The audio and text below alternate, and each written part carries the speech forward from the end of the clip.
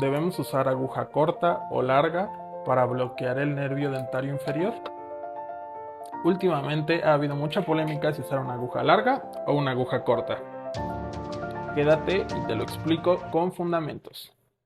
El nervio alveolar inferior es el que va a anestesiar la mitad de tu mandíbula a grandes rasgos. La técnica anestésica nos menciona que debemos entrar con la aguja alrededor de 2 a 2.5 centímetros. Ahora, ¿por qué es recomendable usar una aguja larga en vez de una aguja corta?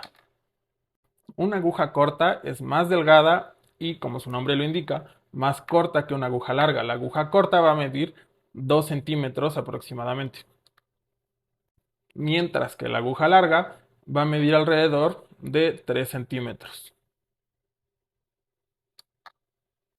Lo que muchos dentistas mencionan para usar la aguja corta en vez de la aguja larga es que esta es menos traumática para tus tejidos y por lo tanto un poco menos indoloro.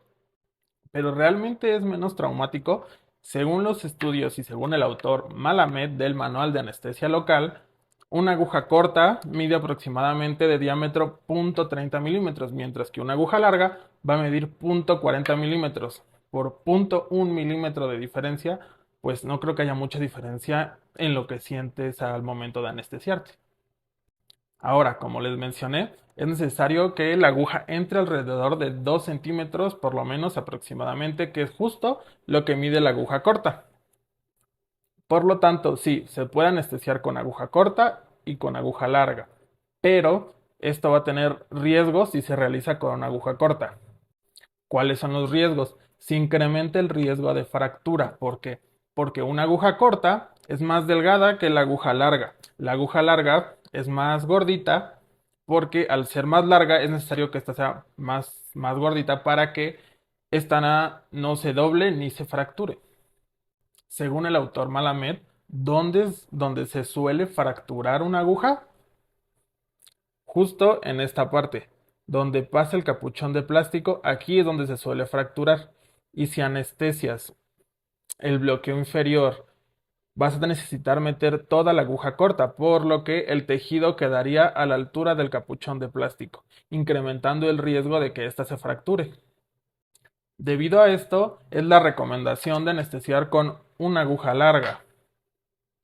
Al anestesiar con una aguja larga, la aguja entraría 2 centímetros y la aguja larga mide 3 centímetros, por lo que tendríamos 1 centímetro afuera de los tejidos, esta parte. Entonces, en dado caso que la aguja se llegara a fracturar, podemos agarrar una pinza y sacar la aguja sin tener mayor problema. Si bien los riesgos de fractura son realmente bajos, para poder sacar una aguja que se fracturó adentro de los tejidos, va a ser necesario realizar una cirugía y esta aguja va a estar en constante movimiento, por lo que es algo peligroso. Todo esto va fundamentado en lo que nos menciona el manual de anestesia local del doctor Malamed y de las experiencias de un profesor llamado doctor Agustín Tiol, que tuvo la necesidad de realizar varias cirugías para extraer agujas cortas que se fracturaron. En conclusión, realmente los artículos mencionan que no es más traumático.